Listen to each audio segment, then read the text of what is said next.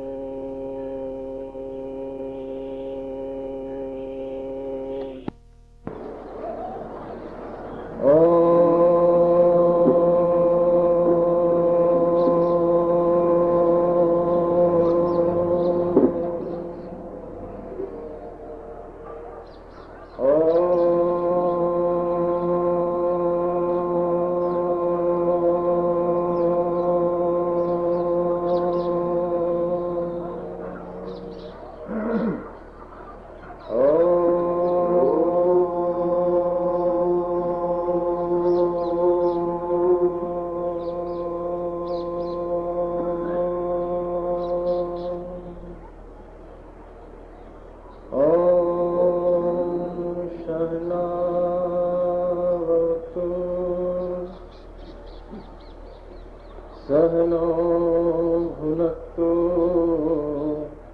सह करवावहै तेजस्विनाधीतमस्तु मा विद्विषावहै। ओम शांति शांति शांति। शुक्लां ब्रह्म विचार सार परम माद्यां जगद व्यापनी वीणा पुस्तक धारिणी अभेदां जाड्य अंधकारापहां हस्ते सफटिक मालिका विदधतिं पद्मासने संस्थिता वन्दे तां परमेश्वरीं भगवतीं बुद्धिपदां शारदां बुद्धिपदां शारदाम्। ओम शांति शांति शांति। आदरणीय संत समाज, माताओं और बहनों के हृदय में सदैव से विराजमान सच्चित आनंद व्यापक स्वरूप परमात्मा को नमस्कार।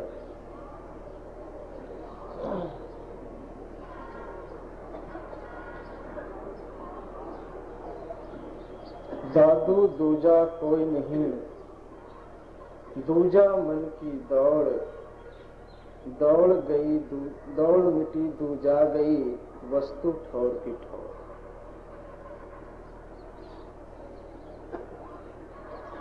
मन एव मनुष्याणां कारणं बंध मोक्षे। मन ही मनुष्य का मोक्ष का हेतु है और बंधन का हेतु भी। जिस वक्त मन 5 ज्ञानेंद्रियों के माध्यम से विषयों का सेवन करता है, उस वक्त बंध होता है, और जिस वक्त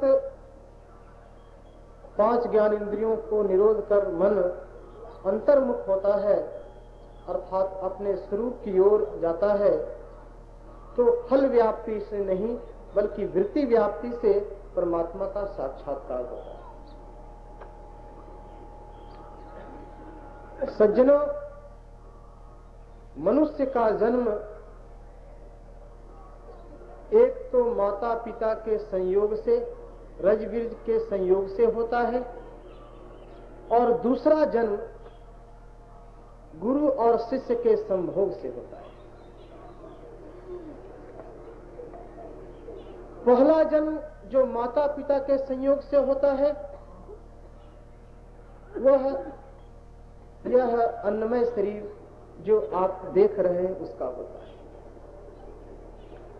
यूं तो प्रत्येक मनुष्य चांडाल ही जन्म होता है। यहां भले ही कल्पना दृष्टि से ब्राह्मण, क्षत्रिय, शूद्र, वैश्य कल्पना कर ले, लेकिन इसको मैं नहीं मानता। प्रत्येक मनुष्य माता के गर्भ से आता है चंडाल के रूप में ही, लेकिन यहां आके ब्राह्मण बनता है।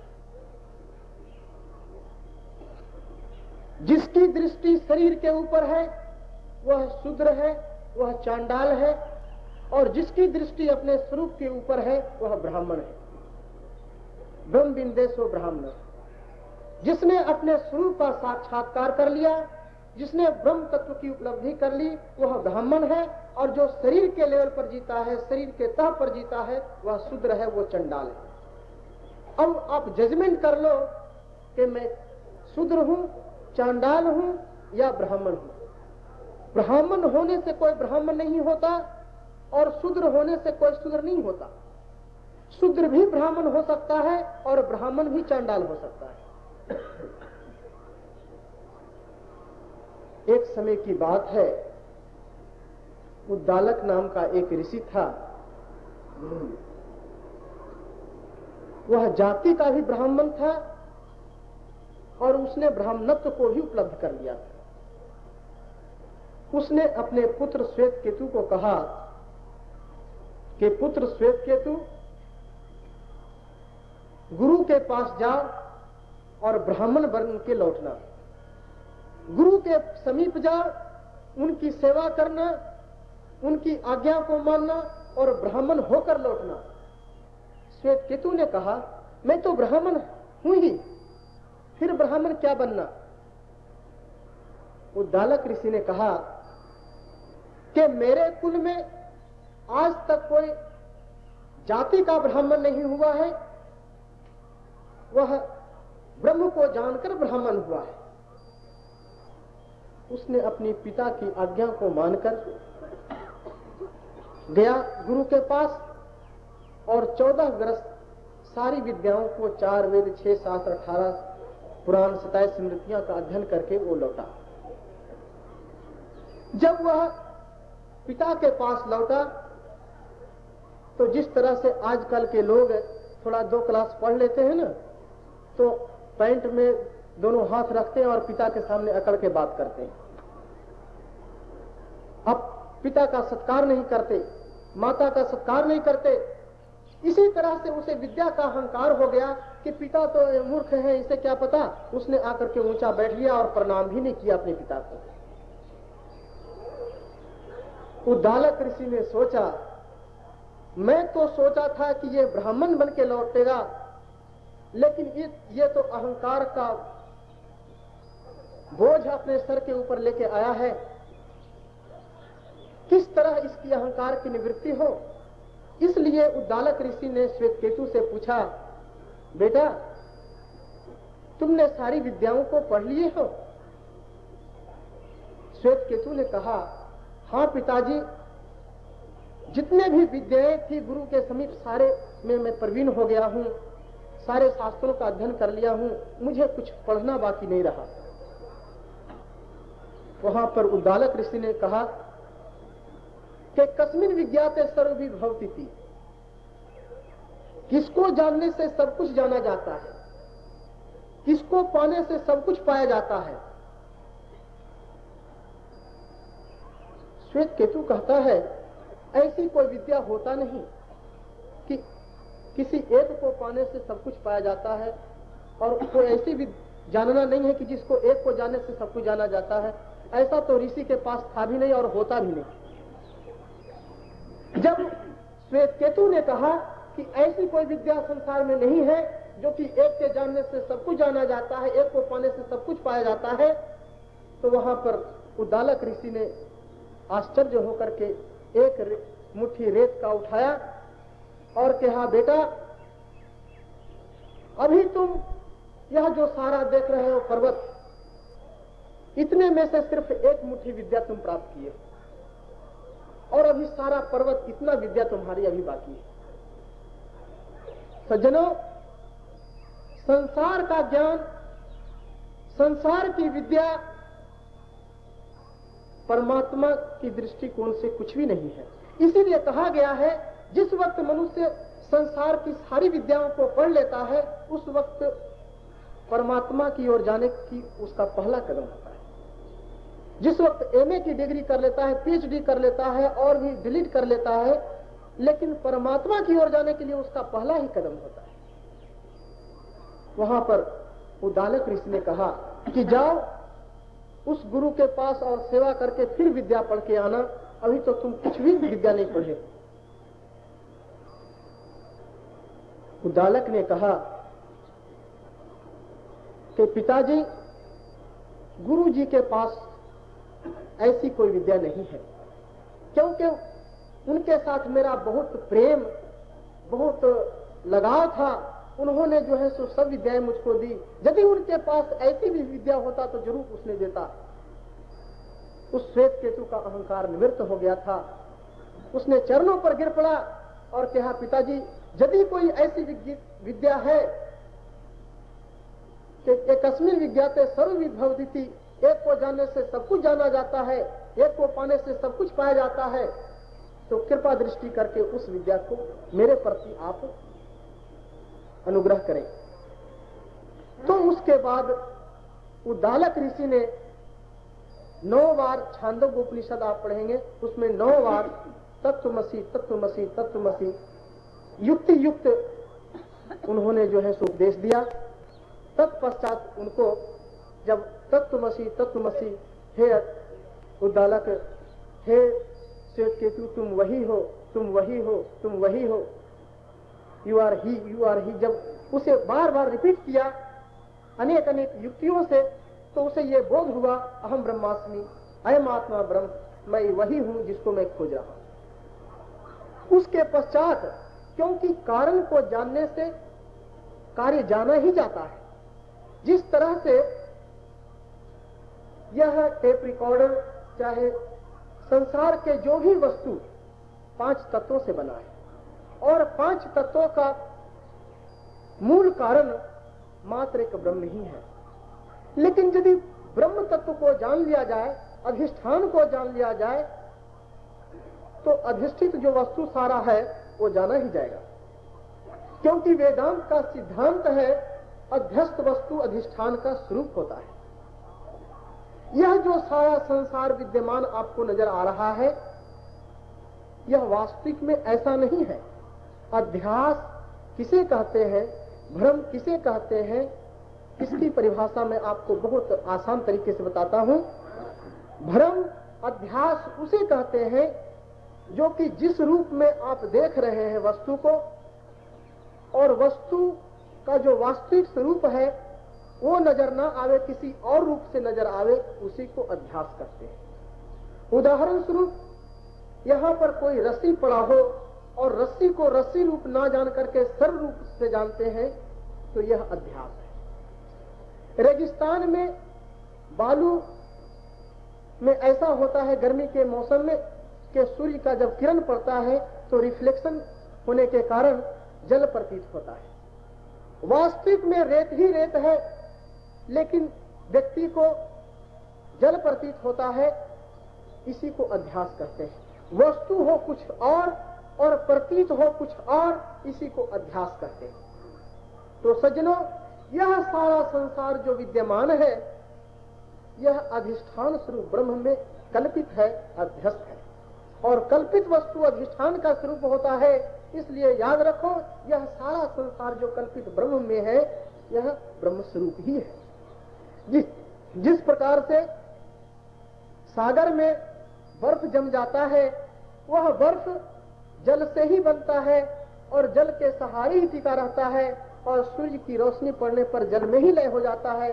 इसी तरह से यतो वा इमानी भूतानि जायन्ते येन जातानि जीवन्ति यत् पर्यंत भी संविशन्ति तद ब्रह्मेति तद विजिज्ञासु तद ब्रह्मेति। एक समय की बात है, भृगु महाराज के अंतःकरण में ये जिज्ञासा हुई, जिस तरह से श्वेत केतु को जिज्ञासा हुआ था ब्रह्म तत्व की जानकारी वास्ते। उन्होंने अपने पिता वरुण के पास गया और कहा, पिताजी, आप मुझे उस तत्व की उपलब्धि करावे, मुझे उस तत्व का ज्ञान दे जिसको जानकर मनुष्य शोक मोह से दूर हो जाता है। तरती सो काम आत्मिक, आत्मा को जानने वाला, आत्मा की अनुभूति करने वाला सारे दुखों से तर जाता है। श्रुति भगवती यह कहती है। वहां पर जब भृगु महाराज अपने पिता वरुण के पास गया तो वहां पर कहते हैं यह मंत्र के माध्यम से कि हे भृगु, यतो वा इमानी भूतानि जायन्ते इन जातानि जीवंती यत् पर्यंत भी संति तद्वि जिज्ञासु तद् ब्रह्मेति। यह जो सारा भूत, यतो वा इमानी भूतानि जायन्ते, यह जो सारा भूत प्राणी जिससे उत्पन्न हुआ है, इन जातानि जीवंती, और जिसमें यह जी रहा है, यत् पर्यंत, और जिसमें यह जाकर के मिल जाता है, भी संति तद्वि जिज्ञासु, उसी की जिज्ञासा करो, तद ब्रह्मेति, क्योंकि वही ब्रह्म है। श्रुति भगवती यह कहती है। सज्जनों, परमात्मा, जो परमात्मा हरमंदिर साहिब के अंदर है, जो परमात्मा दुर्ज्ञाना मंदिर के अंदर है, जो परमात्मा चर्च में है, जो परमात्मा मस्जिद में है, वही परमात्मा आपके हृदय में स्थित है, वही यहाँ भी है। लेकिन आप कदाचित प्रश्न करें कि महाराज यदि वही परमात्मा यहाँ भी है तो मुझे प्रतीत क्यों नहीं होता, आत्मा की प्रतीति क्यों नहीं होता, परमात्मा की प्रतीति क्यों नहीं होता, आत्मा दिखता क्यों नहीं? क्योंकि आत्मा स्वयं दिखना स्वरूप है। जिस प्रकार से गुड़ को मीठा नहीं किया जा सकता, इसी प्रकार से आत्मा को देखा नहीं जा सकता, क्योंकि उसके अलावा कोई दूसरा तत्व है ही नहीं जिसको देखिए। और जिसको तुम देख रहे हो, यह सारा कुछ ब्रह्म ही ब्रह्म है। जो दिशे सो तेरा रूप, वासुदेवम सर्वमिति, सर्वम खलविदम ब्रह्म। जो भी रूप है, कार्य रूप से तो कुछ और नजर आ रहा है, लेकिन अंत में यह सारा कारण ब्रह्म ही ब्रह्म है। सज्जनों, जिस वक्त आपका मन उपशम होकर के अंतर्मुख हो जाता है, जिस वक्त आप विवेक वैराग्य संपत्ति मोक्षता चार साधन संपन्न होकर के तद्विधि प्रणिपातेन परिप्रश्नेन सेव्या उपदिच्छन्ति ते ज्ञानम ज्ञानिनः तत्वदर्शिनः, तत्वदर्शी महात्मा के समीप जाकर के आत्मा वारे द्रष्टव्यः श्रोतव्यः मंतव्यः निधिध्यासितव्यः, जाकर के श्रवण करते हैं, मनन करते हैं, निधिध्यासन करते हैं, तो वह जो आपका अपना स्वरूप है वो साक्षात्कार हो जाता है। एक समय की बात है, महात्मा बुद्ध समाधिस्थ थे, उनके पास एक फौजी आया और कहा, महाराज स्वर्ग कहाँ है, नरक कहाँ है? महात्मा बुद्ध बहुत शांत अवस्था में बैठे थे। उन्होंने कहा कि तुम देखना चाहते हो स्वर्ग, नरक देखना चाहते हो या सुनना चाहते हो? उस फौजी ने कहा, सुनी हुई बात झूठी भी हो सकती है, लेकिन मैं देखना चाहता हूं। सज्जनों, महात्मा बुद्ध ने कहा, तुम तो कायर हो, तुम्हारे अंदर बल नहीं है, तुम तो युद्ध के मैदान से भाग के आए हो, तुम तो कायर हो, तुम्हें कोई शक्ति नहीं है। फौजी के अंदर क्रोध आ गया। उसने कृपाण निकाल दिया और कहा कि मुझे आप कायर ना कहें, वरना मैं आपको तलवार से काट दूंगा। कहा कि तुम तो कायर हो, यदि कोई सूरवीर होता अब तक ये शरीर को काट देता।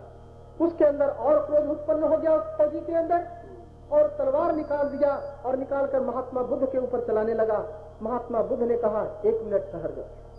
तो फौजी ठहर गया, कहा कि यही नरक है। जिस वक्त महात्मा बुद्ध ने कहा यही नरक है, तो उसका क्रोध, उसका अहंकार, उसका और भी जो अंदर गुमान था वह दूर हो गया और चरणों पर गिर पड़ा। सज्जनों, उस वक्त महात्मा बुद्ध ने कहा कि फौजी यही स्वर्ग है। सज्जनों, जिस वक्त आप काम तो लोभ अहंकार के वशीभूत होकर जीते हैं, पांच विषयों के वशीभूत होकर के जीते हैं, अविद्या अस्मिता राग द्वेष में जीते हैं, उस वक्त आप नरक में जीते हैं। और जिस वक्त अपने स्वरूप में स्थित होते हैं, सच्चिदानंद व्यापक स्वरूप में स्थित होकर जीते हैं, उस वक्त परमात्मा में जीते हैं। और जिस वक्त आप परमात्मा में जीते हैं, उस वक्त मुक्त होते हैं। इतना ही कह करके